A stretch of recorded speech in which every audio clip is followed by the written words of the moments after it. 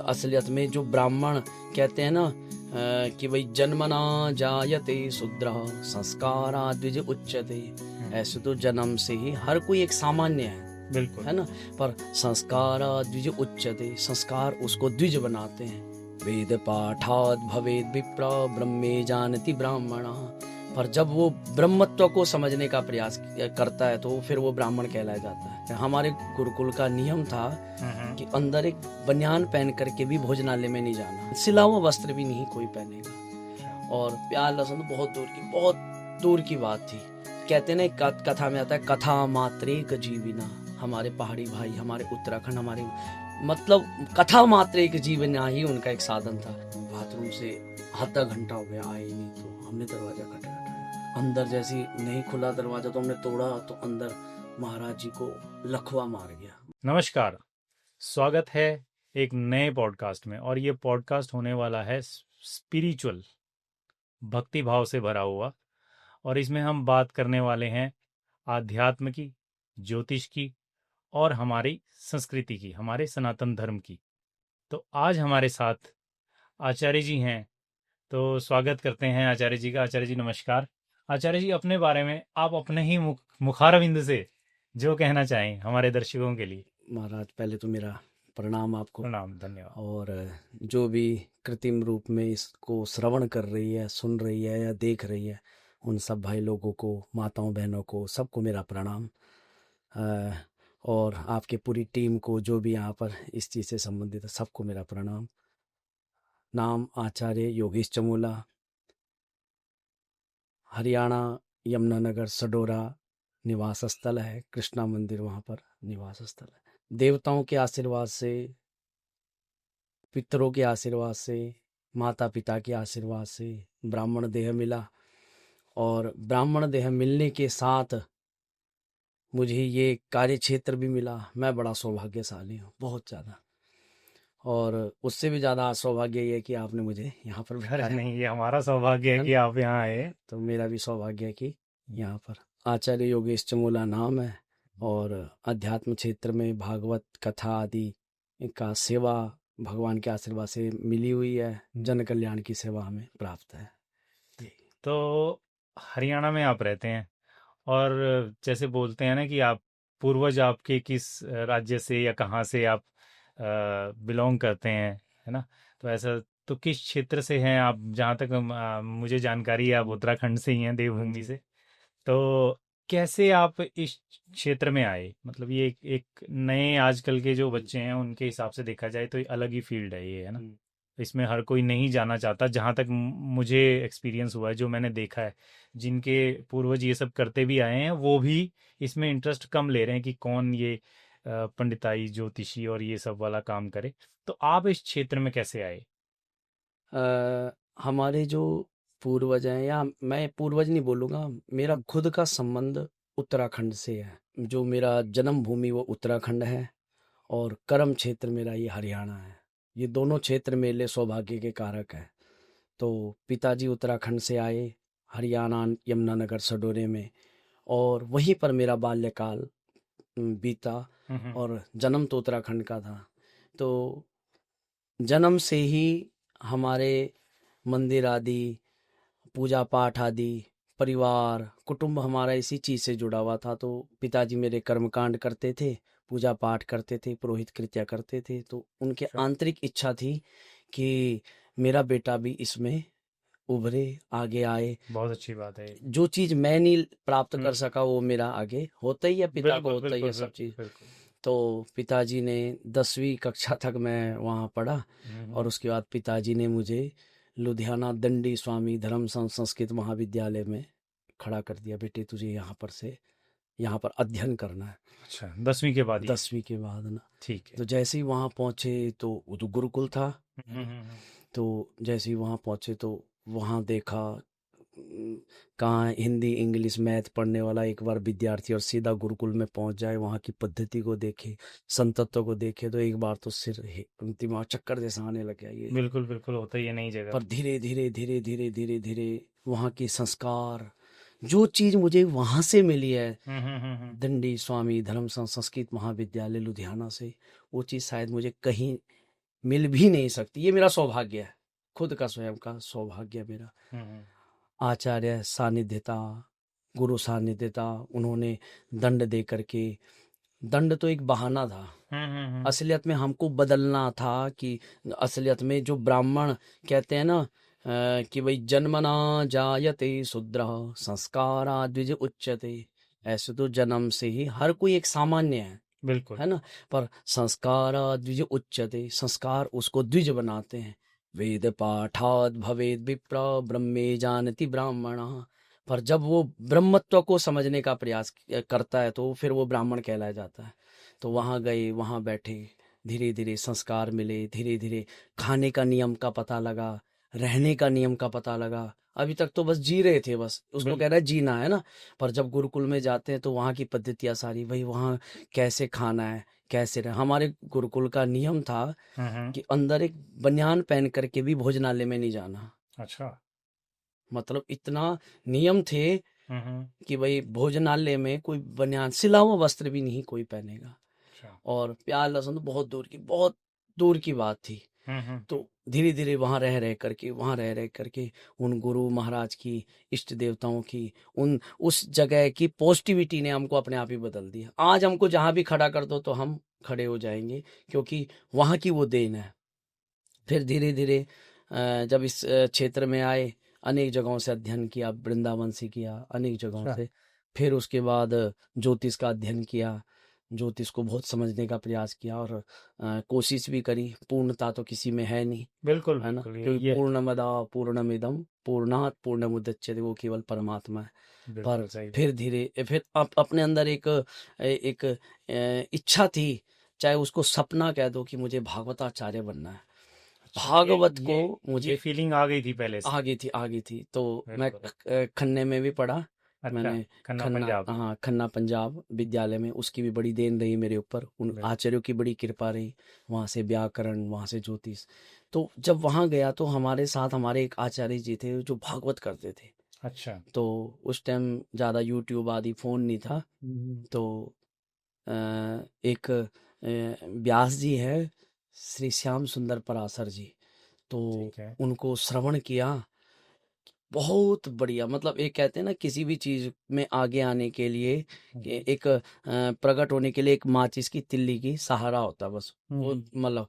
तो अंदर से उत्साह हो गया, अरे हम भी ऐसे श्लोक बोलेंगे, हम भी ऐसे करके बैठेंगे, हमने भी ऐसे बैठना है, हमारे भी ऐसे वस्त्र होंगे। तो अंदर एक उत्साह था, बहुत ज्यादा उत्साह था। और उस वक्त आप पढ़ाई कर रहे उस टाइम अध्ययन शास्त्री चल रही थी, थे। उस टाइम अध्ययन चल रहा था। ठीक है। तो जब शास्त्री परिपूर्ण हुई, आचार्य हुई, हम्म। तो किसी ने कहा भाई बीएड भी कर लो ये, तो मैंने कहा नहीं, मैं तो भागवत एक बार वृंदावन जरूर जाऊंगा। अच्छा, तो वृंदावन गए। ये क्या कर पढ़ते पढ़ते ही आपको ये आ गया था कि मुझे ये करना है। मुझे करना है ना। तो ठीक है। उसके बाद मैं वृंदावन गया, तो वृंदावन जाके वहाँ की एक एक भक्ति की लहर ही अलग थी। वहाँ जाना मतलब अपने आप को आंतरिक रूप से परिवर्तित कर देना, वहाँ की एक मतलब क्योंकि चलता फिरता भी राधे राधे राधे राधे, हर कोई राधे राधे में वहाँ समाहित है, बस मुझे ये बताया। बिल्कुल बिल्कुल। तो जब वहाँ गए तो धीरे धीरे अध्ययन किया। फिर जब मैं अपने इस हरियाणा क्षेत्र में आया अध्ययन करके, तो देखा तो यहाँ हमारे उत्तराखंड में बहुत है, भाग बिल्कुल कथा का बिल्कुल प्रचार बिल्कुल। प्रसार बहुत ज्यादा है। बहुत ज्यादा है। इतना ज्यादा है कि वो मतलब कहते हैं ना, कथा में आता है, कथा मात्रेक जीविना, हमारे पहाड़ी भाई, हमारे उत्तराखंड, हमारे मतलब कथा मात्रेक जीवना ही उनका एक साधन था। तो वृंदावन में रह करके अध्ययन किया, और वहाँ का वातावरण ही इतना पवित्र था कि कुछ ज्यादा समझने की जरूरत नहीं, वो अपने आप ही समाहित होने लग गया है ना, अपने आप ही धीरे धीरे धीरे धीरे धीरे। एक वृंदावन ने बहुत चीज दिखाई, सिंहवाल जी, बहुत कुछ।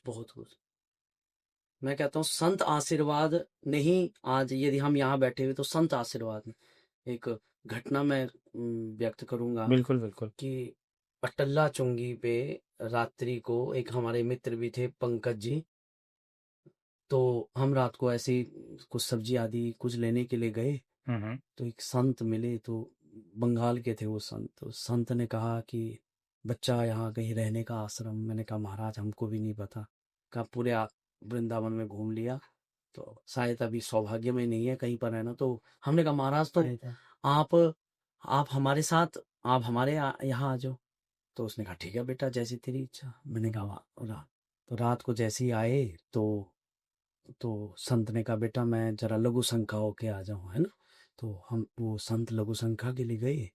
तो वो उस बाथरूम से आधा घंटा हो गया, आए ही नहीं। तो हमने दरवाजा खटखटाया। तो अंदर जैसी नहीं खुला दरवाजा, तो हमने तोड़ा, तो अंदर महाराज जी को लकवा मार गया, ओह! अटैक पड़ गया, हाँ, लकवा। हाँ, हाँ। अब हम तो नए नए थे, 2 महीने हुए थे वहां। महाराज चाहे वो ठाकुर जी परीक्षा ले रहे थे कि ये सफल होंगे कि नहीं होंगे। अब जब संत को वो हुआ तो एक शायद विवेकानंद जी का एक ट्रस्ट का कोई हॉस्पिटल था, हुँ, अस्पताल था। हम रात्रि को महाराज जी को बिठा के, तो 5-7 दिन हमने उन महाराज जी की खूब सेवा करी। मतलब मन भी लग गया। एक बार तो ये होता है यार, हमारे पिताजी ने पढ़ने के लिए भेजा हुआ है भाई, और हम ये है ना। हाँ, तो पर मैंने कहा नहीं। तो मतलब ये समझ लो, शौच आदि क्रिया या जो भी था वो पूर्ण सेवा। वो बहुत बड़ी बात है। मतलब हमने पढ़ना भी छोड़ दिया था, ये समझ लो आप। मेरे को ये लगा कि शायद भागवत सेवा से ज्यादा संत सेवा। हुँ, हुँ, और हुँ। भागवत का अर्थ में भी यही चीज प्रकट होती कि संत सेवा सबसे बड़ी सेवा। तो जब सेवा करी, बढ़िया सी सेवा करी, तो आप विश्वास करना, कहते हैं ना कि प्रेम की सेवा बहुत बड़ी होती है। महाराज जी की खूब बढ़िया सी मालिश कर करके पिताजी ने माता ने तेल दिया था सरसों का, बेटा सिर पे लगा दियो। हुँ, हुँ। हमने महाराज जी के चरणों की सेवा, वो पूरा तेल, हमारे को ये नहीं हो रही कि हमने सिर पे लगाना। महाराज जी के भगवान के आशीर्वाद से महाराज 7वें दिन वो संत भगवान चलने लग गए। अरे वाह! संत भगवान चलने लगे।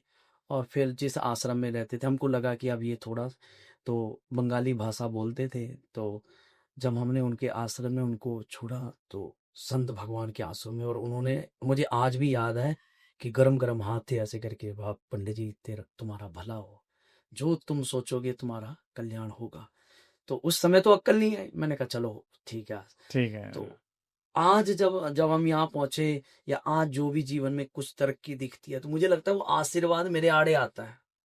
मतलब कहीं ना कहीं से सफलता का माध्यम वो दिखता है। तो बिल्कुल, वहां से जब हरियाणा में आए, तो हरियाणा क्षेत्र बहुत अच्छा क्षेत्र है, मैं तो कहूंगा मेरे लिए तो बहुत अच्छा क्षेत्र है। बिल्कुल, बिल्कुल। तो जब यहाँ आया तो यहाँ देखा तो कोई कहीं कथा नहीं, कहीं कुछ नहीं, कैसे होगा, किस प्रकार होगा। मैंने कहा भाई यहाँ तो भागवत कथा का नहीं हो पाएगा। बिल्कुल, तो बिल्कुल। फिर मैंने ज्योतिष के प्रति अग्रसर होना प्रारंभ किया। ठीक है। ज्योतिष की पुस्तक और अच्छे अच्छे आचार्य का सानिध्यता मिला, बहुत बढ़िया बढ़िया। और अध्ययन करते करते करते 2019 कोरोना से पहले, अब मुझे लग गया, क्योंकि अंदर जो संतुष्टि थी ना, हुँ, वो हुँ, तो हुँ। भागवत से ही होनी थी, वो ज्योतिष बिल्कुल, से हो बिल्कुल। नहीं रही हाँ। थी। क्योंकि जो पढ़ रहा था पर संतुष्टि नहीं थी। तो जो उसका मूल ग्रंथ था, जो मूल था, तो उसको पढ़, हुँ। मैंने 8 बार पढ़ लिया वो, मतलब अच्छा। 8 बार। 2-3 हजार उसके पृष्ठ थे। 8 बार मैंने उसको पढ़ लिया, पर समझ नहीं आता कि मैं कैसे करके कथा होगी, कैसे करके क्या होगा, कैसे हो गया। पर एक दिन पिताजी ने बोला कि बेटा, उद्यमे नहीं सिद्ध्यन्ते कार्याणि न मनोरथा, नहीं सुप्तस्य सिंहस्य प्रविशन्ति मुखे मृगा। बिल बेटा, अकस सोए हुए सिंह के मुख में कभी मृग नहीं आता, उसको दौड़ना पड़ता है।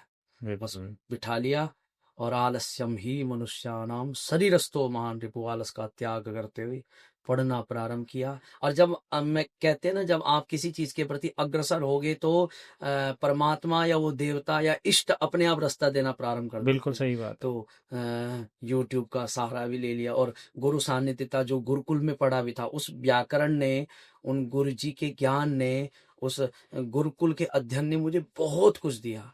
हुँ, हुँ, करते हुँ। करते करते करते जब प्रथम कथा हुई, तो मेरे लिए बहुत, जैसे बहुत बड़ा दिन था वो मेरे लिए, बहुत बड़ा, बहुत बिल्कुल, बड़ा। मैं बिल्कुल। कहता हूँ हाँ। मेरे जीवन का सबसे बड़ा ड्रीम रहा होगा।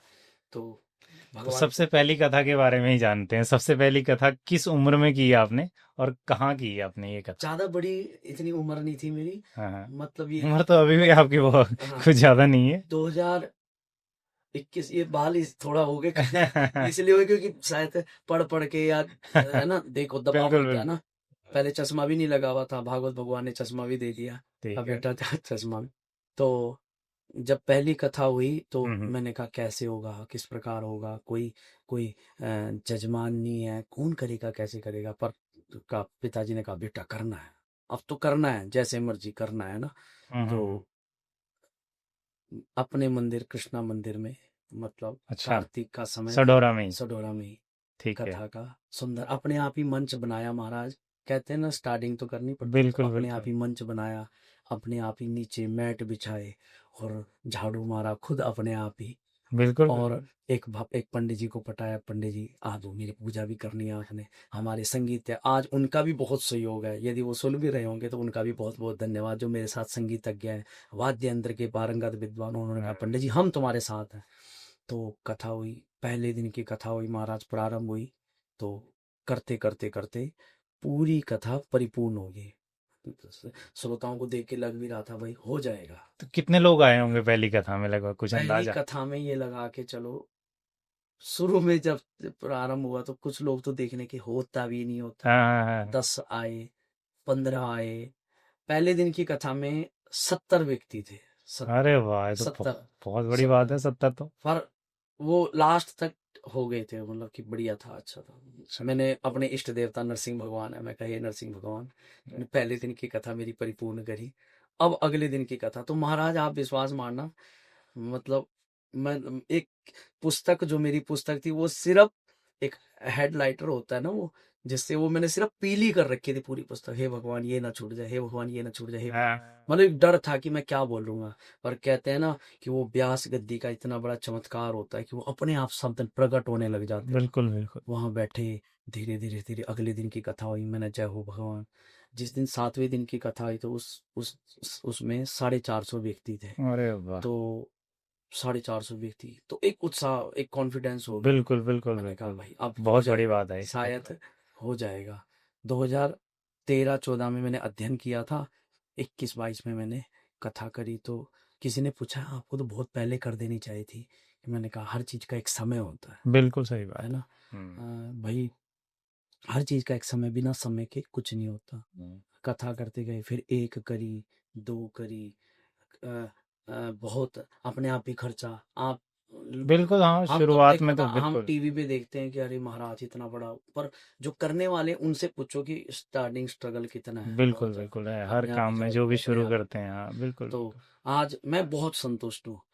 एक बहुत तो अच्छी बात। अध्ययन करने का भी अवसर मिल रहा है, आप जैसे भाई लोगों के साथ प्यार प्रेम का एक अवसर मिल रहा है, और इससे ज्यादा कुछ नहीं, नहीं है। ठीक है।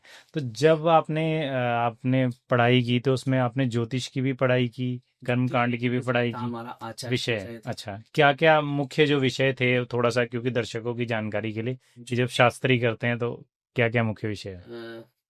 वेद के जो नेत्र हैं वो हम्म। ज्योतिष है। अच्छा। ज्योतिषम वेदानाम चक्षु, जो चक्षु है वेद के वो हाँ। ज्योतिष है।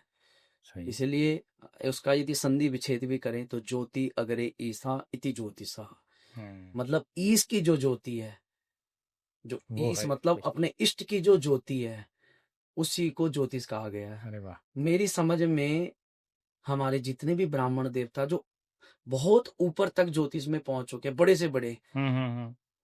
अध्ययन तो सबने किया है। पर बिल्कुल। मैंने उनके मुखारबिंद से जब मैं पढ़ने लगा तो उन्होंने एक ही चीज बोली, बेटा तू ज्योतिष में आया तो है, पर एक चीज गांठ बांध लियो कि संध्या जिसकी पक्की है, जिस ब्राह्मण की, उसकी ज्योतिष भी पक्की, उसका सब चीज पक्का है। का बेटा ज्योतिष, अपनी संध्या, हम्म। संध्या को इतना प्रबल बना ले, चाहे रोटी मिले या ना मिले पर संध्या जरूर कर। और मैंने खुद का अनुभव किया कि जब संध्या होने लगी तो अकस्मात ज्योति से ना एक मुख पे सरस्वती, अब मेष वृष मिथुन कर्क सिंह कन्या ये सबको पता है, हम्म। परंतु वो वाक बाणी सरस्वती जब अपने आप मुखार पे बैठती है, और जब एक एक वो तो एक सहारा होता है, लगन कुंडली ना, बिल्कुल बिल्कुल लगन बिल्कुल। कुंडली एक सहारा होता है, ग्रह सहारा होता है। पर हम्म। वो इष्ट अपने आप ही आशीर्वाद, तो उसका अध्ययन किया। अध्ययन करते करते भगवान के आशीर्वाद से बहुत अंदर तक जाने का प्रयास किया, बहुत और हम्म। बहुत कुछ दे। पर ज्योतिष को समझने के बाद बहुत प्रश्न भी खड़े हो जाते हैं। बिल्कुल बिल्कुल। मतलब एक जैसे डॉक्टर होता है ना, डॉक्टर के अंदर से एक दया खत्म हो जाती है कि भाई कोई भी आ जाए, तो हाँ, वो हमारे दया करेगा तो वो ज्योतिषी के चीरा भी अंदर नहीं भी लगा पाएगा, ये बिल्कुल। ज्योतिषी के आगे कोई रोएगा तो वो ज्योतिषी फिर एक वो ब्लैकमेल नहीं होगा उससे। उसको हम्म तो ये लगे, उसको ये लगे मुझे इसके दुख की निराकृति करनी, मुझे इसको दुख का निराकरण करना है, कैसे भी ठीक है। करके करूं मुझे इसमें। तो उसने एक अंदर से ये चीज भी थोड़ा ज्योतिष ने खत्म कर दी थी कि हाँ भाई, हम्म बहुत चीजें बदली, बहुत चीजें। ज्योतिष आज यदि कोई कहता है कि नहीं ये ज्योतिष कुछ नहीं है, तो हम्म मैं कहता हूँ नहीं नहीं, देखने वाले में कमी है, ज्योतिष में कोई कमी नहीं है। हमारे ऋषियों ने जो ज्योतिष प्रकट करे, ज्योतिष, बिल्कुल बिल्कुल। अरे जो सूर्य ग्रहण जिस समय पे, मतलब आज यदि पंचांग आप उठाओगे तो 2046 में सूर्य ग्रहण कितने पल पे, कितने सेकंड पे, किस कला किस विकला पे होगा, तो वो पहले सिद्ध है। बिल्कुल बिल्कुल सही बात है ये। अब हमारे जैसों में कमी है कि हम उतना ज्ञान नहीं ले पाए। हाँ, उतना तो समझ ज्योतिष नहीं है। सिद्ध है, हम्म ज्योतिष सिद्ध है बिल्कुल। तो ज्योतिष बहुत बहुत अच्छा विषय, बहुत बढ़िया, इसने बहुत, पर एक आत्म संतुष्टि थी, वो हम्म परिपूर्णता नहीं हो पा रही, शायद मैं इसके शायद वो भी लायक भी नहीं नहीं, बना। बिल्कुल बिल्कुल, वो हर किसी का अपना अपना रुचि अपनी बात है कि अपना किस क्षेत्र में आपका की रुचि है, या प्रभु किस दिशा में ले जाना चाहते हैं, बात वही है। पर जो और बाकी जो और सब्जेक्ट है, जैसे आपके और विषय जो थे, कर्मकांड भी एक विषय था आपका। वो आज वो गुरुकुल की देन थी। कर्मकांड बहुत दिव्य विषय है, विज्ञान है पूरा कर्मकांड। हम्म। पूजन से लेके अर्चन से लेके, ये मंत्र जो ये है ना, ये मंत्र साधारण नहीं है। ये ना तो किसी के द्वारा लिखे गए, ये तो भगवान नारायण के मुखार बिंद के ये शब्द है। मंत्रों में बहुत क्षमता है भाई जी, बहुत ज्यादा सिंबाजी क्षमता है।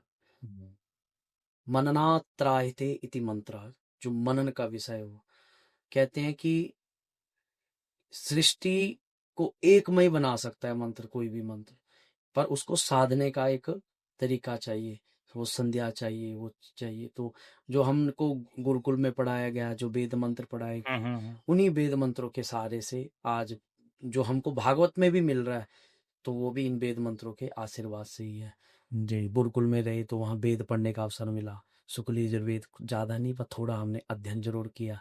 ठीक है। रुद्राष्टाध्यायी है, ये है, पर मंत्र बहुत। देवाधीनम जगत सर्वा मंत्राधीनम च देवता ते मंत्रा ब्राह्मणाधीन तस्मात् ब्राह्मणादि। तो मंत्र बहुत बड़े, और ये मंत्र ब्राह्मणों के अधीन है, पर उस ब्राह्मण के जो संध्या करता है। बिल्कुल। अब संध्या के बारे में ही मैं सवाल कर रहा था कि एक तो संध्या काल हो गया ना, जिस जो हम कहते हैं कि शाम का समय होता है ना, सायंकाल जो हो गया। संध्या एक आम दर्शक के लिए, जो आप कहते हैं कि संध्या बहुत प्रबल होनी चाहिए, तो संध्या को कैसे समझाएंगे आप, क्योंकि संध्या क्या है? संध्या एक एक संध्या शब्द से ये समझ लो कि मुझे सुबह और शाम को हम्म अपने इष्ट को समय देना है, उसी को संध्या समझ लो एक ना। अब हमारे उसमें तो कहते हैं इस तरीके से ये, पर जीवन शैली में सुधार लाने के लिए संध्या बहुत जरूरी है, और अपने इष्ट को अपने लिए समय देना, उसी को संध्या कहा गया है। अच्छा। मतलब हमारे पास यदि 24 घंटों में 18 घंटे हम कोई भी कार्य कर रहे हैं, पर उसमें से जो सुबह और शाम जो हम्म। इष्ट का जो ध्यान कर रहे हैं, उसी को संध्या कहा गया। संध्या में कोई विशेष नहीं है, आप कहीं से भी हो, आप अपने इष्ट का ध्यान करोगे, उसी को संध्या कहा जाएगा। और वो थोड़ी नहीं होगी, वो बहुत विशाल होगी, वो आपको बहुत कुछ दे डाले। जरूरी नहीं है कि मैं ब्राह्मण हूं मैं तभी संध्या करो, नहीं। हम्म। महाभारत का, आप महाभारत जब अध्ययन करोगे, तो महाभारत में लिखा हुआ है, हमने भी श्रवण किया है कि जब महाभारत का युद्ध होता तो दिन में 12 बजे भी शंख बजता था। तो 12 बजे जब शंख बजता था तो सारे सैनिक रुक करके पहले संध्या करते थे। अच्छा। ये हमने श्रवण किया अपने आचार्यों से। जरूरी नहीं है कि संध्या एक ब्राह्मण के लिए ही है, कि हम जैसे लोग कहते हैं अरे आप संध्या, ये हाँ, संध्या तुम तो एक पंडित हो, तुम तो ब्राह्मण हो, तो तुम संध्या कर नहीं, सकते हो। संध्या मुझे लगता है कि हर किसी को बहुत जरूरी है। अपने फील्ड में यदि उभरना है तो संध्या बहुत जरूरी है। 100 अग्रे ध्यान है ना, जो मतलब सत्य से, हम सत्य के प्रति हमको ध्यान करना सिखाए, या हमको शाश्वत 100 में मतलब अपने में समझने का एक प्रयास है संध्या। मैंने महाभारत का युद्ध, मतलब इतनी महत्वता है संध्या की कि महाभारत के युद्ध में हमने आचार्य से सुना है, श्रवण किया है कि वही महाभारत के युद्ध में रात दिन में 12 बजे शंख बज जाता था, क्योंकि त्रिकाल संध्या का नियम था। दिन में 12 बजे संग बज करके जितने भी पल की, जितने भी समय की, जितने भी मुहूर्त की वहां संध्या होती थी, संध्या होने के बाद फिर संग बजता, फिर युद्ध प्रारंभ। और शाम को आपने आपने भी देखा होगा, शाम को 5 बजे संग बज जाता था महाभारत का।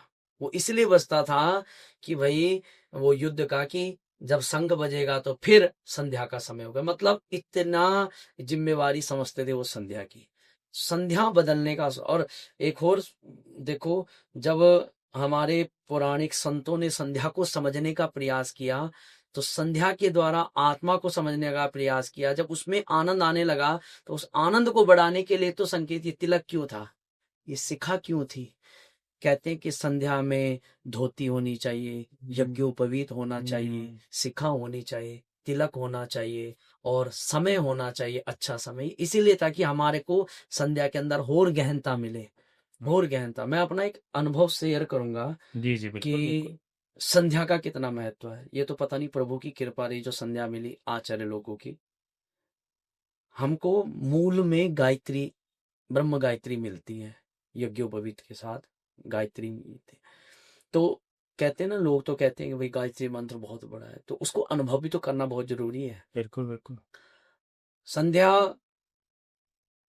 का नियम ऐसे नहीं कि बैठे हुए ऐसे कि संध्या नहीं, सुंदर पद्मासन हो, सुंदर आंखें बंद हो, और पूरा मूल बिंदु पीछे की रीढ़ की हड्डी में हो, क्योंकि 3 नाड़ियां घूम रही है वहां, अणिमा महिमा सुषुम्ना।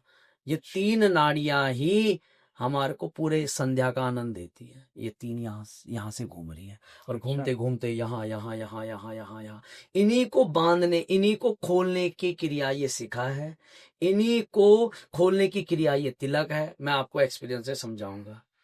हम यही सवाल करने वाले थे कि एक ये शिखा के बारे में, हाँ, तिलक के बारे अब में, लोग ना यज्ञोपवीत के इसको बारे में। पाखंड समझते हैं लोग, है ना, इसको पाखंड समझते हैं। ये पाखंड नहीं है।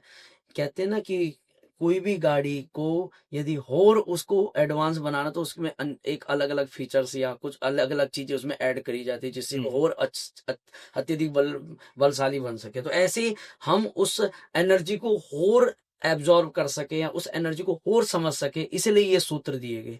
हाँ, समझना, यहाँ से 3 नाड़ियां घूम रही हैं, जहां तक हमने सुना है, हमारे आचार्य हमको बताते थे। तो 3 नाड़ियां जब यहाँ से घूमती हैं, तो घूमते घूमते घूमते घूमते उनकी पहली ग्रंथि यहाँ पर होती है। अच्छा इसी 3 नाड़ियों में हॉस्पिटल या ऑपरेशन के टाइम पे, इसी 3 नाड़ियों में एक नाड़ी पे इंजेक्शन लगता है, जो पूरे शरीर को डेड कर देता है, शून्य कर देता है। हम्म। ये सारा विज्ञान है, सनातन हिंद, ये जो हमारी संध्या, ये सब विज्ञान है। इसको इसलिए ये पाखंड का आश्रय नहीं है, ये सब विज्ञान है। तो 3 नाड़ियों में से एक पे टिक्का लगता है, और वो पूरा शरीर बिल्कुल क्या हो जाता है, सुनने का लगता है। काटो, ऑपरेशन करो, सिल भी देते हैं, उनको दर्द नहीं होता, क्यों, वो हम्म, एक नाड़ी। तो जब हम संध्या करते हैं, तो उसमें कहते हैं ऐसे रहो, सिर हम्म, थोड़ा ऐसे और आंखें ऐसे। तो इन जब ये 3 नाड़ियां एक्टिव होती हैं, तो एक्टिव होते होते होते जब आप इस संध्या को पकाओगे, शरीर को पकाओगे, तो पहली ग्रंथि यहाँ होती है, यहाँ पर एक गांठ होती है। अच्छा तो हमारे ऋषियों ने यहाँ पर एक शिखा रखी गई। तो हम्म। ये गांठ क्या होती है, ये शिखा उस ग्रंथि को खोलने का प्रयास करती है। अच्छा अब चलो, ये पाखंड है। स्त्रियों की भी एक बैणी होती है, स्त्रियों की भी चोटी होती है, वो इसीलिए होती है कि उनकी ये ग्रंथि खुले। हमारे सिख संप्रदाय में हम्म ये केस इसलिए रखे जाते हैं कि उनकी हाँ, दीर्घता बने उस परमात्मा में, गुरु में। बिल्कुल बिल्कुल बिल्कुल। पहली गांठ यहाँ, दूसरी गांठ यहाँ होती है ज्ञान हम्म चक्र पे, जितना हमने श्रवण किया, इसलिए यहाँ पर तिलक लगाने का नियम है। हमने तो एक डॉक्टर साहब से ये भी सुना है कि पंडित जी, जब हमारे को मस्तिष्क की बीमारी का इलाज नहीं मिलता, तो एक यहाँ पर छिद्र होता है, कहते हैं ना महादेव की तीसरी आंख है शायद, हाँ। सत्य है। तो हम कहते हैं यहाँ से हमें कोई इंजेक्शन ऐसे डालते हैं, और वहां से द्रव्य निकालते हैं, और उस पर रिसर्च करते हैं, और अच्छा कहा यहाँ है कुछ ना कुछ रहस्य है, कुछ ना कुछ है। तो यहाँ से फिर इसे तिलक, फिर वो घूमता घूमता घूमता घूमता, मुख्य ये नाभि है, ना भी। नाभि है, 72,000 नाड़ियों का सबसे बड़ा जंक्शन है। इसलिए हमारे संस्कृत में, हिंदी में, किसी भी भाषा का मूल है ओम। जैसे हिंदी की बिल्कुल। बाराखड़ी में सबसे पहले ओ, आ, कहाँ से, क्योंकि ये नाभि एक्टिव करने के लिए ओ और आ शब्द का उपयोग। संस्कृत में आई ओन रिल रिक ए ओंग आई औच, अ से प्रारंभ है, चाहे इंग्लिश है, चाहे वो कोई भी है, क्योंकि जब नाभि एक्टिव होगी, 72,000 नाड़ियों का जंक्शन है ये, जब ये एक्टिव, तो इसको कहते हैं षड चक्र प्रकट हो जाना। और मैं अपना अनुभव बताऊंगा सेमवाल जी, जी जब हम संध्या करते हैं तो होर मंत्र भी जाप करते हैं उसमें, पर जब गायत्री मंत्र का जाप होता है तो ऐसा लगता है, बहुत जब जाप करने के बाद ऐसा लगता है कि मैं बीच में खड़ा हूं, पूरी पृथ्वी मेरे चारों तरफ घूम रही है। एक अनुभव है, पर ये हम्म, अनुभव तब होगा हाँ जब आप संध्या जब करोगे, उस लेवल तक पहुंच जाओ। जब आप शिखा को रखोगे, जब हाँ आप तिलक लगाओगे। बिना शिखा के भी संध्या होगी, पर यदि आपको संध्या में बढ़ना है हाँ तो बढ़ाने के लिए ये चीजें है। Pro level. हाँ, है ना। जैसे जैसे आजकल मान लो बोलते हैं। आप यहाँ पर ये ब्रॉडकास्ट कर रहे हो, तो हाँ इसमें और उत्तमता आए, हाँ और अच्छा और हो, तो आप इसमें नए नए डिवाइस जोड़ोगे। ऐसी शरीर के अंदर नए नए डिवाइस है ना। तो ये है, तो इसलिए पाखंड नहीं है इस शरीर की और पवित्रीकरण होता है महाराज इससे, बुद्धि का, वाणी का, सब चीज का पवित्रीकरण होता है। संध्या बहुत जरूरी ब्राह्मण के लिए। संध्या ब्राह्मण की छोड़ो, आप कोई कंपनी वाला है, वो संध्या करने प्रारंभ कर दे, उसकी कंपनी में उसको और उत्तमता मिलेगी। कोई कोई खाना बनाने वाला कुछ भी है, वो संध्या करने लग जाए, उसको और उसके अंदर और एक ज्ञान या उसके अंदर और गुण बढ़ने लग जाएगा। तो संध्या ब्राह्मणों के लिए नहीं है, सबके लिए है। यहाँ सबके लिए है, सही सबके बात, लिए। सही बात है। यदि आप ही खुद संध्या करोगे तो आपके प्रश्न आप और गंभीरता से पूछ पाओगे। बिल्कुल एक बिल्कुल। अपने आप को, जिसने अपने आप स्वस्थ शब्द है ना, तो हम्म, स्व में अस्त है, वही बिल्कुल स्वस्थ है। सही तो सही। अपने आप को समझना तो संध्या बहुत जरूरी है। तो अब शिखा की बात होगी, तिलक की बात होगी, एक सवाल आता है यज्ञोपवीत के बारे में। जब जनेऊ, जो हम साधारण भाषा में हम इसे जनेऊ कहते हैं ना, ये यज्ञोपवीत। क्यों तो हम जैसे पूजा करने से पहले कुछ या कुछ पाठ करवाते हैं, कुछ करवाते हैं, तो संकल्प लेते हैं, है ना, उंगली में उसको फंसाते हैं और वो संकल्प लेते हैं।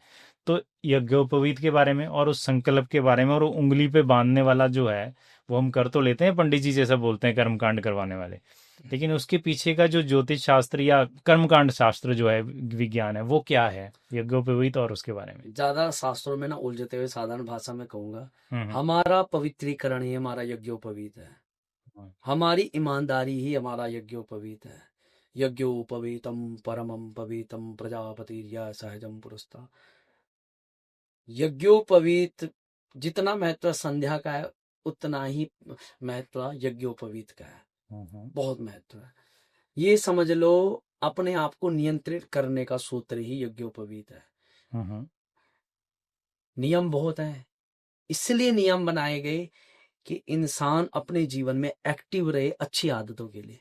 सबसे पहले शौच में जाना, लघु संख्या जाना, तो दाएं कान पे हाँ हाँ, दाएं कान पे लगाते हैं उसको। इसके साइंटिफिक रीजन भी आपने हाँ बहुत सुने होंगे हाँ यूट्यूब हाँ, पे भी बिल्कुल किसी ने, बिल्कुल कि बिल्कुल। भाई जब यहाँ लगाओ तो यहाँ एक नाड़ी होती है, जब वो थोड़ा ब्लॉक होता हाँ है तो हाँ, भाई मूत्र रोग नहीं होता। और मुझे ये वाली जो बात है ना, ये हमारा यूके का क्लाइंट, लंदन से हमारे क्लाइंट आया था, उसके थ्रू पता चली कि यार अरविंद, मैंने सुना है कि ये जो ये कान पे, क्योंकि मैं काफ़ी टाइम से ये गोपीविद, कई वर्ष हो गए ये गोपीविद डालता हूँ, तो जब भी बात शौच जाते हैं तो कान में लगाते हैं, तो उसने देखा कि पहले तो उसको लगा कि इसने हेडफोन टाइप का कुछ डाला हुआ है, जब फिर साइड से उसने देखा कि अच्छा ये तो योग्य गोपीविद है, तो उसने बोला कि मैंने कहीं पढ़ा है इसके बारे में कि यहाँ पे कोई नस होती है, वो दबती है और कुछ ऐसा होता है।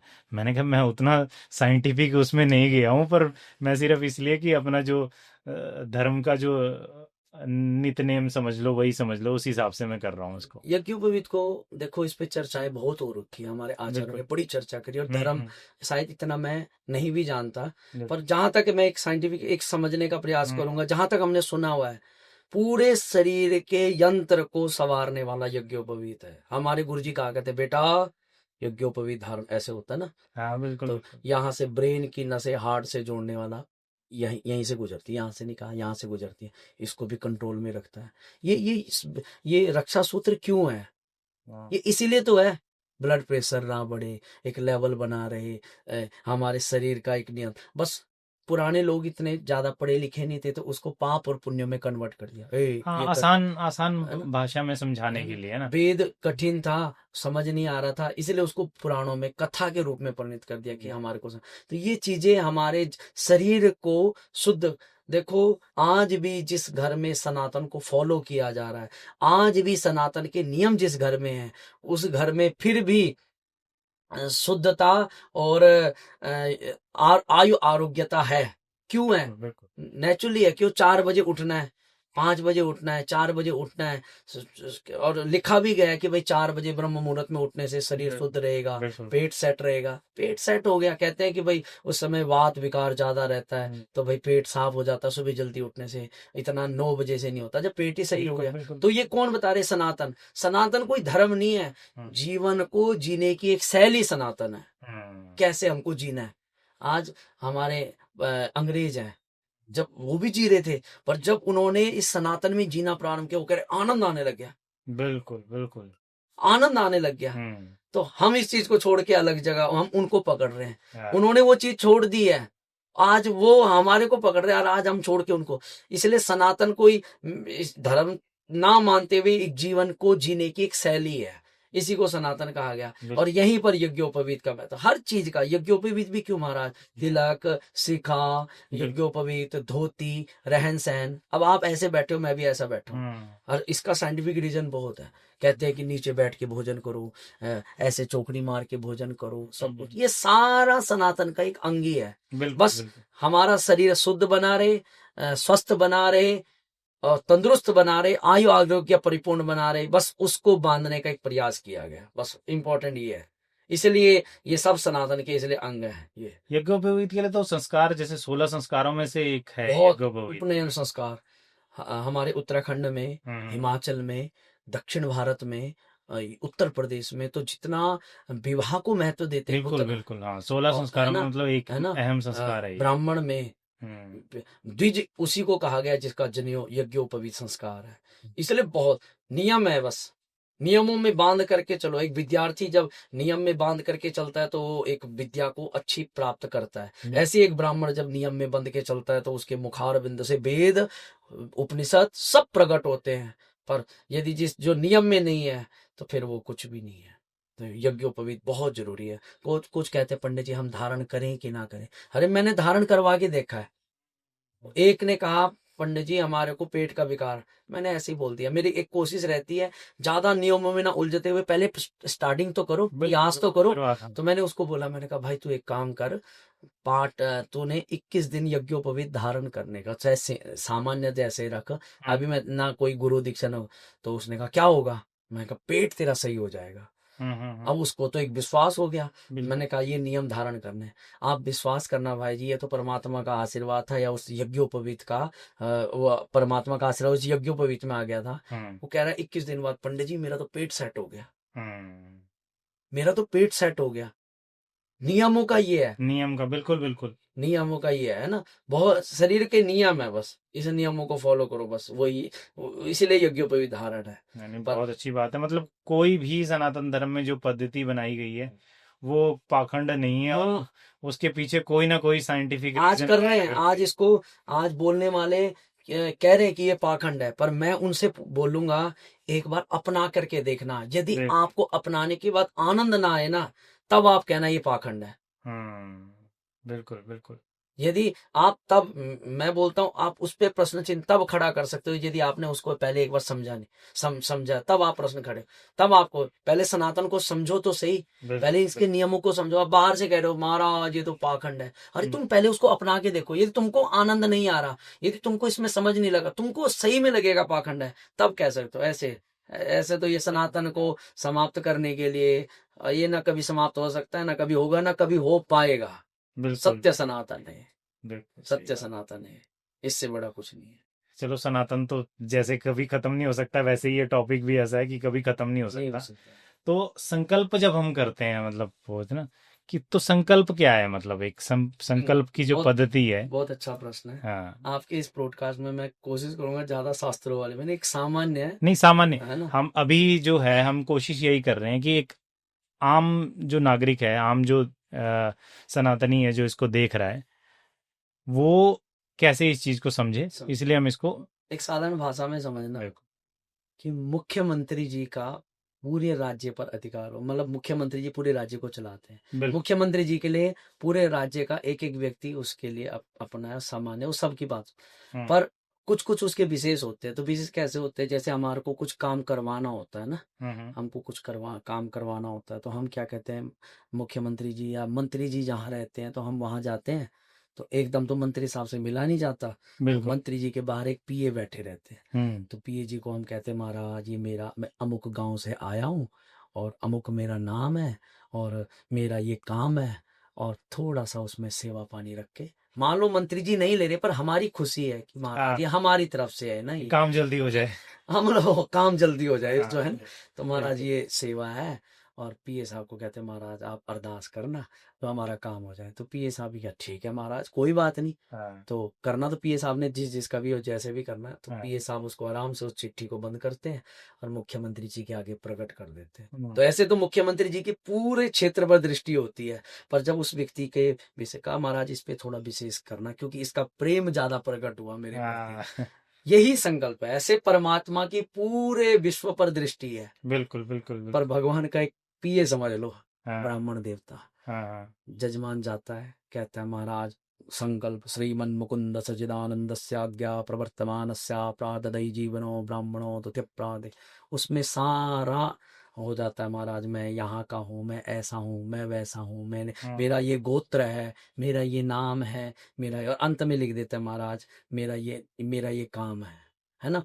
तो वो काम तब भगवान को अर्पण किया जाता है, और उसमें थोड़ा दक्षिणा रखने का नियम है कि प्रभु मैं तो क्या दे सकता हूँ, पर मेरी एक सूक्ष्म सी मेहनत की कमाई है, आप ये स्वीकार करो, है ना। उसको संकल्प कहा गया, बिना संकल्प के, क्योंकि कहते हैं जब किसी चीज का संकल्प ही नहीं होगा, हम पूजा कर रहे हैं कुछ भी कर रहे हैं, तो उसमें संकल्प में यही कहा जाता है, ब्राह्मण देवता संस्कृत में कहते हैं कि भाई आप जजमान जी आपका ये कार्य ऐसे करके हमने ऐसे करके सिद्ध करा, उसमें सारा कुछ विवरण होता है, सारा कुछ। तो बिना संकल्प के कोई कार्य सिद्ध हो नहीं सकता, बिना संकल्प, यदि संकल्प होगा तभी वो कार्य सिद्ध होगा। संकल्प को एक पूजा पाठ के नहीं, आप यहाँ पर ब्रॉडकास्ट कर रहे हो, इसका भी एक संकल्प है कि ये जो विचार है इसके द्वारा हमको संसार में, या हमारे जो क्लाइंट है या हमारे जो दर्शक है उनके हृदय तक ये बात पहुंचे, या उनको हम बदले, कैसे करके बदले, है ना, आंतरिक भावनाओं को समझे, ये भी एक संकल्प है। तो वो भी पूजा का एक संकल्प होता है कि भाई ऐसे करके वो संकल्प मतलब वो नहीं है कि हम किसी को रिश्वत दे रहे हैं, ऐसा नहीं है। ना वो प्रेम पूर्वक अपनी श्रद्धा से दिया गया। उसमें ब्राह्मण देवता भी क्या कहता है, हाँ, जजमान जी अपनी श्रद्धा से जो आप बिल्कुल बिल्कुल बिल्कुल। वो ये थोड़ा ना कहता है रखो जी महाराज 1100 रखो 2100, नहीं, वो अपनी श्रद्धा कुछ बोलने लगे हैं आजकल पर वो हरी इच्छा, मैंने इसलिए बोला। बिल्कुल पर बिल्कुल। असली हमारे जो प्राचीन दंपति, हमारे जो नियम थे उसको द्रव्य बोला गया। बिल्कुल बिल्कुल, द्रव्य दक्षिणा है ना, द्रव्य दक्षिणा, उसको द्रव्य बोला गया कि हमारे जितना, देखो दक्षिणा का कोई पार नहीं है, हमारी श्रद्धा है। बिल्कुल बिल्कुल, हमारी श्रद्धा है उसमें। और असलियत में मुझे लगता है कि शायद देवी देवता भी उसी में राजी है, उसी में प्रसन्न है, जो अपनी श्रद्धा से दिए, श्रद्धा से, अपनी बिल्कुल बिल्कुल। तो वो संकल्प है, संकल्प के बाद ही पूजा संपन्न होती है ना, कोई संकल्प बहुत जरूरी है। ठीक है, अब पूजा पाठ से अब हम आते हैं अपने भागवत कथा की तरफ, है ना। तो आजकल जैसे अब आप ज्योतिष और ये सब से, कर्म कांड से, ये समझ लो कि आप वहां से वो वाला एरिया से होके गुजरे और अब आप आ गए हो भागवत कथा में। तो आपने जैसे बताया कि आनंद की प्राप्ति होती है भागवत कथा करने से, और सुनने वालों को भी आनंद आता है, इसीलिए भागवत कथाएं। तो भागवत कथा के बारे में थोड़ा सा बताएं हमें कि भागवत कथा किसकी कथा है, और इसमें क्या किस प्रकार के अध्याय हैं, क्या क्या वर्णन है इसमें। एक, क्योंकि कथा तो खैर 6-7 दिन चलती, इतना हम नहीं बता सकते एक पॉडकास्ट में, पर फिर भी एक आइडिया हो जाए दर्शकों को। देखो, आत्म संतुष्टि या परमात्मा को जानने का एक माध्यम है भगवता प्रोक्तम भागवतम, है ना, जिसमें चरित्रों के द्वारा भगवान के प्रति प्रेम को बढ़ाया जाता है। जो भगवान के चरित्र, भागवत में क्या है, भगवान के चरित्र तो है ही है, साथ में भगवान को चाहने वालों के भी चरित्र है, भगवान के भक्तों के भी चरित्र है, जैसे प्रहलाद जी का चरित्र है, जैसे ध्रुव जी का चरित्र है। मतलब भागवत के द्वारा जो भक्त, जो व्यक्ति भगवान के प्रति अग्रसर होना चाहता है, वो उसके पथ में सहयोग करता भागवत कथा बनती है। भागवत कथा है ना, बहुत चरित्र हैं, बहुत अच्छे अच्छे ऐसे चरित्र हैं, तो ये सहयोग करता है। आत्म संतुष्टि का विषय भी भागवती है। व्यास जी ने 17 पुराण लिख डाले, 4 वेद लिख डाले, उपनिषद लिखे, पर उनको फिर भी संतुष्टि नहीं हो रही थी। पर भागवत जैसे ही प्रकट हुई, जैसे ही भगवान के आशीर्वाद से वो प्रकट, उनको आत्म संतुष्टि अपने आप, जैसे मैं कह रहा हूँ ना, मुझे शायद और विषयों से संतुष्टि नहीं हो रही थी, पर आज जब मैं भागवत के विषय में हूँ, भागवत में हूँ, तो मुझे आत्म संतुष्टि अपने आप हो रही है। तो ये समझ लो भागवत एक आत्म संतुष्टि का विषय है। आत्म संतुष्टि, जिसके बाद आत्म संतुष्टि न संसार के विषयों से हो सकती है, न किसी से। आत्म संतुष्टि केवल हरि कथा से हो सकती है, और हरि कथा मतलब अपने आप को समझने का एक सूत्र। ये भागवत का एक मूल है, और इसीलिए श्रोताओं और वक्ताओं को दोनों को आनंद आता है, सुनाने में भी और सुनने में भी। इसीलिए भागवत को मुख्यता रखा गया है। आप कथा कभी आप श्रवण करना, कभी भी, चाहे किसी की भी हो, अच्छे से अच्छे हमारे महाराज जी, वक्ता जी हैं, कोई भी हैं, जब आप कथा में बैठोगे तो कथा में सुनते सुनते सुनते सुनते सुनते 4 घंटे कब व्यतीत हो जाते ये पता नहीं पता चलता, बिल्कुल नहीं पता लगता।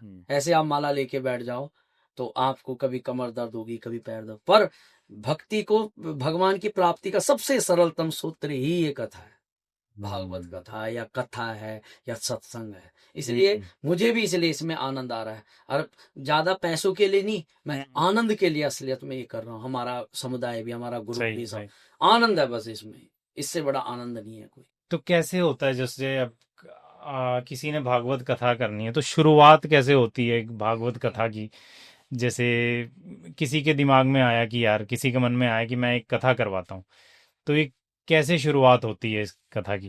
प्रारंभ, कथा का प्रारंभ पहले तो चलो मन में विचार नहीं, है। वो जो कथा जो है, मैं कथा के वो विषय में नहीं जा रहा हूँ, कि एक आम आदमी जिसका मन हुआ कि यार मुझे कथा करवानी है, तो वो क्या करवाता है और कैसे कैसे चलती हैं ये चीजें? कितना बड़ा ये सब सेटअप होता है, प्रोग्राम होता है? बहुत अच्छा प्रश्न है, बहुत बढ़िया। चाहे कथा है, चाहे ये कथा ही समझ लो, कथा हर व्यक्ति के अपने लेवल के अनुसार होती है।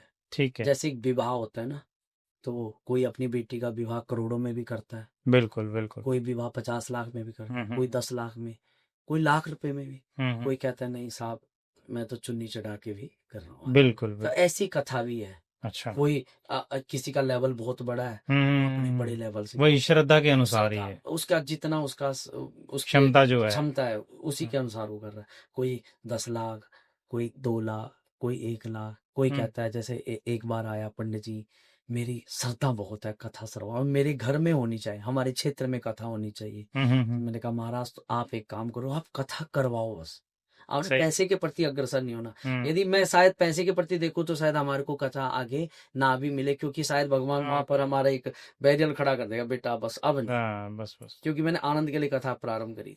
तो उसने कहा महाराज हमारी कथा की इच्छा। मैंने कहा बस हमको तो करनी है कथा, आनंद के लिए करनी है वहां पर। तो आप विश्वास करना, शायद जितना द्रव्य या जितनी कृपा उस कथा से हमारे ऊपर बनी, अन्य जगह से नहीं बनी। एक गरीब के अंदर जो भाव होगा ना, वो अमीर के अंदर नहीं होगा, है ना।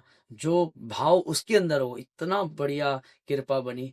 तो मेरे को वहां से अनुभव हुआ ना, ये कथा पैसे के लिए नहीं, ये कथा पैसे के लिए नहीं, ये कथा आनंद का विषय है। तो प्रारंभ में अपने अनुसार, जितना आपका लेवल हो, जितना आपका व्योत हो, उसी के अनुसार ये कथा होती है। 7 दिन की कथा है, पितरों के उद्धार की सबसे बड़ी ये कथा है। अच्छा, सारी आवश्यकताओं की पूर्ति ऐसे कथा करती है, पर मुख्यतः पितरों के उद्धार का सबसे बड़ा सूत्र, सबसे बड़ा उपाय ही भागवत कथा है। तो इसलिए हमारे उत्तराखंड, हिमाचल, उत्तर प्रदेश, इन क्षेत्रों में तो यदि कोई पूर्वज हो या कोई एक्सपायर हो भी जाए, कोई पूरा हो भी जाए, तो उसके लिए कथा होगी, बिल्कुल, ये नियम है, बिल्कुल। तो उसके लिए उन्होंने मतलब पहले ही सोच के, हमारे पूर्वज तो खुद कहते थे, हमारे दादा दादी, मेरे दादाजी पूरे हुए तो दादाजी पेंशन थी, तो दादाजी को बेटा इतना पैसा बचा के जा रहा हूँ कि मेरे नाम की कथा हो जाएगी। तो उनका मतलब पहले ही मानसिकता बिल्कुल। तो हम उत्तराखंड में हमारे यहाँ हाँ, ये भागवत होती है भागवत होती पूर्वजों के लिए, होती है, बिल्कुल। क्योंकि उनको खुद पता है हम्म। कि मुझे मुक्त करने वाला केवल भागवत ही है। तो भागवत कथा जो है, इसके महत्व के बारे में, क्या इससे लोगों के व्यवहार में भी बदलाव आता है? जैसे आजकल देख रहे हैं लोगों के व्यवहार किस किस तरह के हैं। कई बार गाँव में जाने में हमें कुछ कई तरह के लोग मिलते हैं, सब जगह हर तरह के लोग हैं, अच्छे भी हैं बुरे भी हैं। तो क्या व्यवहार में भी किसी के परिवर्तन आ सकता है? जी सेमवाल जी, बहुत फर्क आता है। हम्म। एक पढ़ना और एक अनुभव करना बहुत अलग है, हम्म। दोनों में बहुत फर्क है। अनुभव मैं अपना बताता हूँ, शहरों के मुकाबले में गांव में बहुत अनुभव मिलता है ना। हम्म। एक गांव था, अपना एक अनुभव एक कथा का देता हूँ। तो जैसे वहाँ के मुखिया जी ने वहाँ बुलाया, हम्म। तो हम वहाँ पहुँचे। तो अपना सारा जो भी जैसे आप सेटअप है, ऐसे हमारा भी सेटअप है। बिल्कुल। तो जैसे हम वहाँ पहुँचे, तो गांव के रहते हैं ना कि बस शाम के टाइम पे थोड़ा खाली पीली होता हाँ है। हाँ, बिल्कुल। तो हमने कथा का वो कर रहे थे, हमारे भाई बहन का कहा कथा आप ही कर रहे थे। उसने देसी भाषा में ना, आप उसी भाषा में हाँ, बोलो, मजा आएगा सुनने में। कहा कथा तो ही कर रहा भाई। हाँ। मैं कहा जी कथा तो जी महाराज आहो मैं ही कर रहा, कहानियों कर ले। हाँ। ज्यादा तो प्रवचन दिए ना गो माँ, हाँ। नहीं ठेका पर हम मेले का मारेंगे। एक हरियाणवी भाषा है। बड़ा आनंद है, आनंद मैं कहता हूँ। हाँ। तो तो हमारा भी एक ब्राह्मण हो, इसलिए ठीक है महाराज जैसे आपकी इच्छा। पर हाँ। महाराज एक दो दिन कथा होने दो, क्योंकि हमने तो करनी थी, हमको पता था बदलाव आएगा। हाँ। पर मैंने कहा महाराज आपने एक दो दिन आपने जरूर पहुंचना। तो पहले दिन महाराज थोड़ा खाते पीते में ऐसे बैठे हुए थे, तो मैं भी देख रहा था ऐसे करिए। पर कहते हैं ना कि अग्नि में उंगली लगाओगे चाहे थोड़ा जले चाहे ज्यादा, पर उसका काम है जलाना। बिल्कुल बिल्कुल। ऐसी कथा आप सुनोगे तो उसका कार्य है आपको परिवर्तन करना। तो महाराज आप विश्वास करना, पहले दिन वो बैठे तो झूल रहे थे, अगले दिन उन्होंने बंदी कर दिया। अच्छा। मतलब पहले दिन महात्म की कथा थी, पता नहीं उनके, हमने तो उसी भाव पे सुनाया। तो अगले दिन उन्होंने वो पीना, कहा आज ध्यान से सुनूंगा पंडित जी, तेरी गलती काटनी मैंने, तेरी गलती काट दूंगा मैं कहा ठीक है महाराज। अगले दिन महाराज ऐसे यहाँ तक वो एक आती है ना, वो निक्कर आती है, तो उसमें दूसरे दिन तक निक्कर में, तीसरे दिन कुर्ते पजामे में, और पांचवें दिन वो ब्राह्मण थे, मुझे पता लगा वो ब्राह्मण, पांचवें दिन वो धोती में महाराज। और सातवें दिन आप विश्वास करना वो रोते हुए आए, और उसने उसके घर में वो बासमती चावल थे। उसने कहा ब्राह्मण देवता मुझे क्षमा करना, मैं महत्व नहीं समझ पाया, और मैं इतनी ये बासमती दी उन्होंने, और कहा मेरे मैं अपने पैसे से पूरे कथा में अंतिम दिन में कड़ी चावल मेरे उससे होगा। परिवर्तन ये तो क्या है। उस गांव में हर कोई था ऐसा, पर आज आप उस गांव में जाओगे तो शाम को 7 बजे कथा होती है, 7 से 10, आज भी उसमें 7 बजे से 10 बजे तक माताएं और पुरुष बैठ करके कीर्तन करती हैं, और अब फिर वहां कथा है। तो ये परिवर्तन, ये तो क्या है, इससे बड़ा परिवर्तन का क्या सूत्र होगा, इससे बड़ा परिवर्तन तो मुझे लगता है बहुत बड़ी एक ही जगह नहीं, अनगिनत जगहें हैं। तो इसीलिए ना कथा मात्रे का जीविना, इसलिए कथा को एक जीवन बना लिया जाए तो बदलने के लिए कुछ और जरूरत नहीं। लोग नशा मुक्ति में भेजते हैं कोई कहीं, मैं कहता हूँ नशा मुक्ति में भेज के क्या होगा, उसको जबरदस्ती रुकवा दिया जाएगा, वो आज फिर कर लेगा, क्योंकि मन तो मारा नहीं ना। पर जिसने मन पर काम कर दिया, हमारे पुराण ग्रंथ हमारे सब मन पर काम कर रहे हैं, मन ही परिवर्तित हो गया बस, है ना। मन ही परिवर्तन होना जरूरी। तो भागवत ऐसे नहीं कह सकते कि महत्व, बहुत ज्यादा महत्व, अनगिनत। एक शायद आप 5-10 मिनट में ये नहीं हो सकता कंप्लीट, इसके लिए तो यदि कभी अलग ही हो तो वही बढ़िया है ना।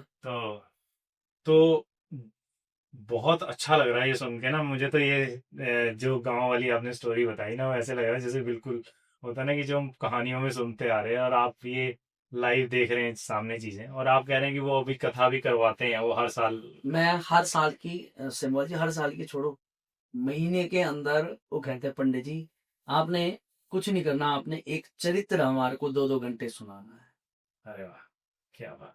हमारे को जिस दिन हम उस गांव में गए कथा करने, तो हमारे पड़ोस वालों ने कहा पंडित जी कहाँ जा रहे हो, कहाँ क्या। और आज उनको देख करके दूसरे गांव वाले भी बदल चुके हाँ हैं। बिल्कुल होता है, ये परिवर्तन ऐसे ही आता है समाज में, तो मैं परिवर्तन कथा समाज को को देख छोटा के। कैसे मान सकता हूँ, नहीं नहीं नहीं, है ना। बिल्कुल कथा तो पूरे विश्व को परिवर्तन, इसलिए सत्संग बहुत जरूरी है। हम्म बिना सत्संग के कुछ नहीं हो सकता, हम्म। है ना। तो वही है, जैसे अभी लग रहा है हमें कि अभी भागवत जो कि एक इतनी बड़ी कथा है कि जो 7 दिन जो चलता है भागवत का जो आयोजन चलता है, श्रीमद श्रीमद भागवती हाँ। कहा जाता है, तो उसको हम इतने छोटे से पॉडकास्ट में उसको कवर नहीं कर सकते। नहीं, तो मैं सोच रहा हूँ कि स्पेशल एक पॉडकास्ट किया जाए श्रीमद भागवत कथा के ऊपर ही। जरूर जरूर। तो नेक्स्ट टाइम जब भी हम मिलेंगे तो एक विस्तार से उसके बारे में चर्चा करेंगे, कैसे कथा प्रारंभ होती है, ऐसे तो सिंबल वह कैसे एक चीज जरूर पूजा बोलूंगा, होती है। हाँ जी, हमारे ऐसे हमारे आचार्य, उनके आगे हम कुछ भी नहीं है, है ना। बिल्कुल बिल्कुल। और मैं सिर्फ क्या कर सकता हूँ, हम्म, कथा के द्वारा क्या परिवर्तन आया इस पर हम चर्चा जरूर कर सकते हैं, बिल्कुल बिल्कुल है ना। देखो ज्ञान तो अगाध है, बिल्कुल। उसके उसका ज्ञान कोई तो मेरे ख्याल से जो यहाँ श्रवण भी कर रहे होंगे उनको भी पता है कि कथा हम्म, में क्या है, पर कथा के द्वारा जो परिवर्तन आए उसको सुनने में ज्यादा आनंद आता है। बिल्कुल बिल्कुल। हमारे गुरु जी राजेंद्र दास जी महाराज, वो अपने जीवन का अनुभव शेयर करते हैं, हम्म, इसलिए उनकी कथा बहुत श्रवण करते हैं भक्त। तो अनुभव, हाँ, बहुत अनुभव जरूरी है। बिल्कुल। जो प्रैक्टिकली जो देखा हाँ है, जो वास्तविक जीवन में जो घटनाएं घटी हैं, उसका अनुभव अलग ही है। और उसको सुनाने में और सुनने में वालों को भी मजा आता है, सुनाने बहुत। वाले को भी मजा आता है। तो ऐसे ही है, अभी इस पॉडकास्ट को हम यहीं पर विराम देते हैं। जैसे और जैसी प्रभु इच्छा, और अगले पॉडकास्ट में जल्दी मिलेंगे श्रीमद् भागवत कथा के साथ। आप सबका धन्यवाद। अजय, जय आपका भी धन्यवाद। जय जय जय श्री राम। राम।